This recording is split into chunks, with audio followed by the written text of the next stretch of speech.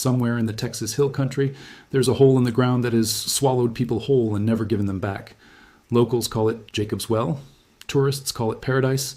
Divers who have survived it call it something else entirely. A mouth that breathes. For over 100 years, people have driven for hours just to look into this well. The water is so clear it looks fake, like someone poured liquid glass into a limestone bowl and left it there for God to admire. Swimmers jump in on hot Texas afternoons, laughing, splashing, filming videos for social media. What almost none of them know is that they are floating directly above one of the most lethal cave systems ever discovered in North America. And for decades, nobody actually knew how deep it went, where it led, or what was waiting in the dark below. That's the part of the story most people never hear. Because the well you see from the surface, the shallow sunlit opening where kids cannonball into the water, is not the well. It's the doorway. What lies beneath is a labyrinth carved by water over thousands of years, twisting downward through solid rock, narrowing into passages barely wide enough for a human body, then opening again into chambers no sunlight has ever touched. And for a long time, the only way to understand what was down there was to send a person into it. That decision has cost lives. But here's where it gets worse. As technology advanced, explorers stopped relying only on human divers. They began sending down remotely operated vehicles, underwater drones equipped with cameras, sonar, and LiDAR scanners, machines built to go where the human body simply cannot survive the pressure, the disorientation, or the risk of getting wedged in rock 1,000 feet from daylight. And what those machines eventually recorded didn't just answer old questions, it opened up new ones that scientists still haven't fully explained. To understand why this moment matters, you have to understand what Jacob's Well actually is. It isn't a pond. It isn't a lake. It's what geologists call an artesian spring fed by the Trinity Aquifer, one of the major underground water systems running beneath central Texas. For thousands of years, water under enormous pressure has pushed up through cracks in ancient limestone, carving out a vertical shaft that geologists estimate began forming millions of years ago. On the surface, that shaft looks like a modest 30-foot wide pool. Below the surface, it becomes something almost impossible to picture, a plunging network of chambers reaching more than 140 feet down, then branching sideways into more than 4,000 feet of mapped underwater tunnel. And that's only the part explorers have been able to confirm. Some passages remain unexplored to this day, blocked by silt, collapsed rock, or simply too dangerous to attempt. Think about what that actually means. A hole barely large enough to hold a backyard swimming pool at the surface hides a labyrinth stretching nearly a mile underground in absolute darkness, at depths where a single wrong turn can mean never finding your way back to the surface again. And that's exactly what happened. More than once. Jacob's Well has a body count. Divers who entered it fully trained, fully equipped, confident in their experience, went in and did not come out. Over the decades, at least 8 known deaths have been linked to the well. Cave divers who misjudged the narrowing passages, lost their guideline in the silt they kicked up, or simply ran out of air trying to find the way back, through a system that seems to fold in on itself the deeper you go. Because of this, access to the deepest chambers has been restricted for years. Signs are posted, warnings are printed, and still, the well pulls people toward it, because there is something about absolute clarity hiding absolute danger that the human mind cannot resist investigating. Read that again. A place so clear you can see 40 feet down without a light source has claimed lives precisely because of what that clarity conceals. Not monsters, not myths, but a maze of stone corridors engineered by nature to disorient anyone who enters. For decades, this is where the story mostly ended. A beautiful, deadly well, a local legend, a cautionary tale told to tourists at the edge of the water, but then came the drought. In the summer of 2000, something happened that had never been documented before in recorded history.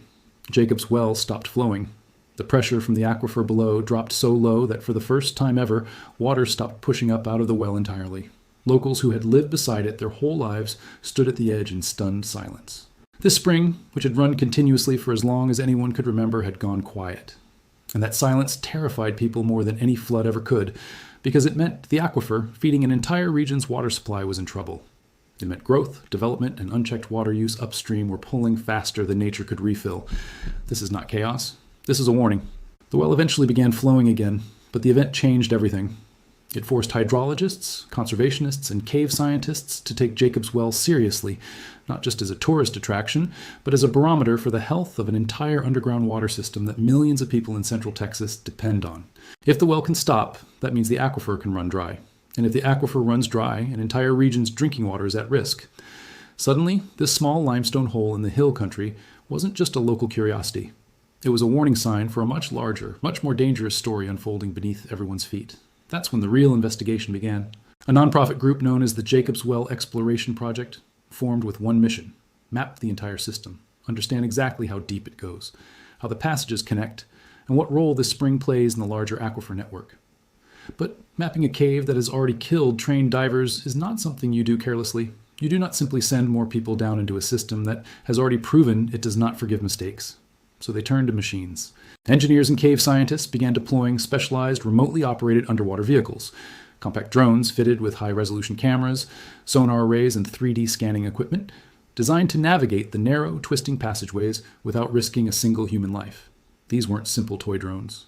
They were purpose-built exploration tools, capable of transmitting live video feeds back to the surface, while simultaneously building a three-dimensional map of every wall, every ledge, every previously unseen chamber in the system.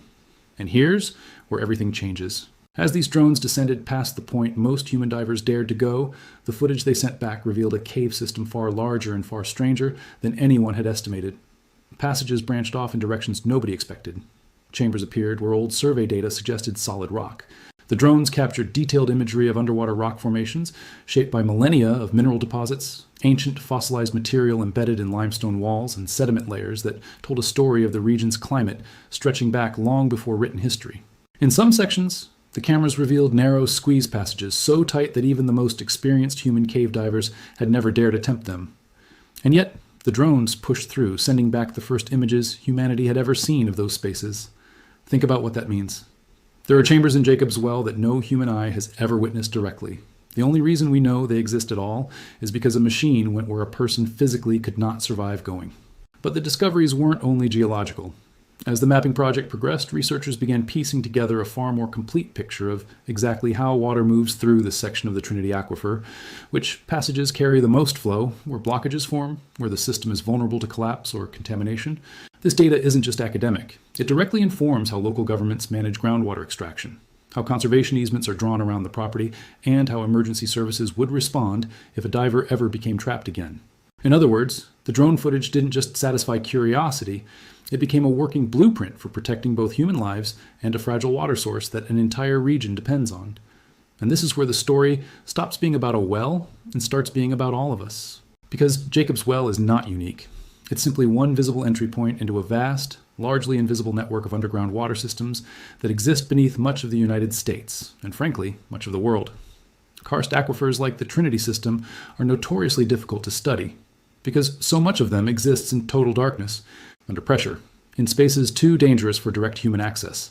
For most of history, we have managed these water sources almost blind, pumping from them, building cities on top of them, assuming they would simply keep providing without ever truly seeing what we were drawing from.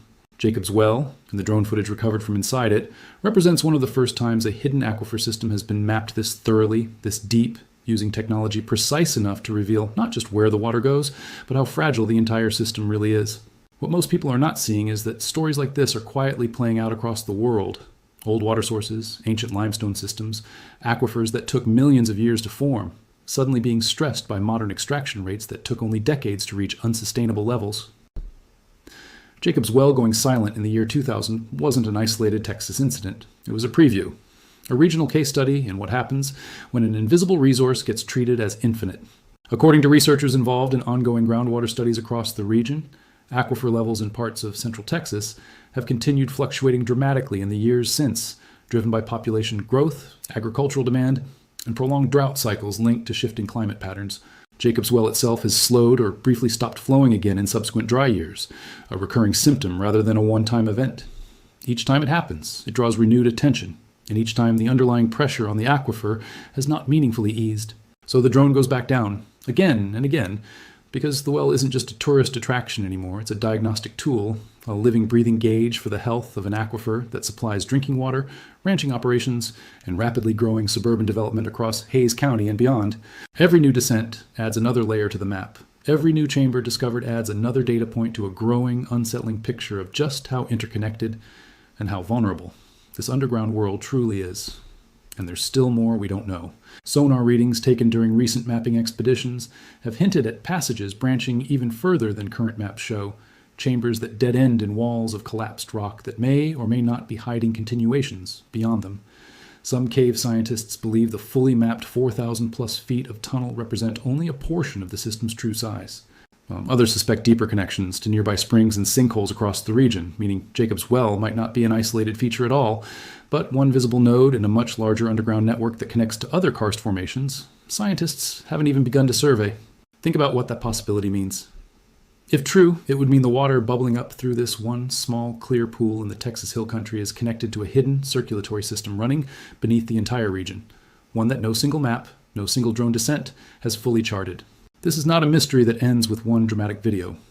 This is an ongoing investigation, one expedition at a time, one chamber at a time, into a system that has already proven it does not give up its secrets easily, and has already proven it can take lives from those who underestimate it.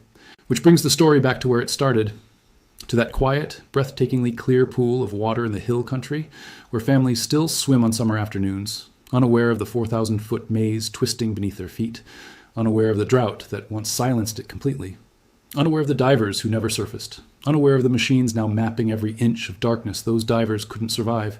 The next time someone floats on the surface of Jacob's Well, staring down into water so clear it looks like glass, they are looking at the visible tip of something far larger, far older, and far less understood than almost anyone realizes. The drones have already told us that this well hides more than we assumed. What they haven't told us yet, what nobody can say for certain, is exactly how far the darkness below actually goes, how many more chambers remain unmapped, and what will happen to this fragile ancient water system the next time the region runs dry. The well has already gone silent once. The only real question left is whether anyone will be watching closely enough, with the right technology and the right urgency, before it happens again.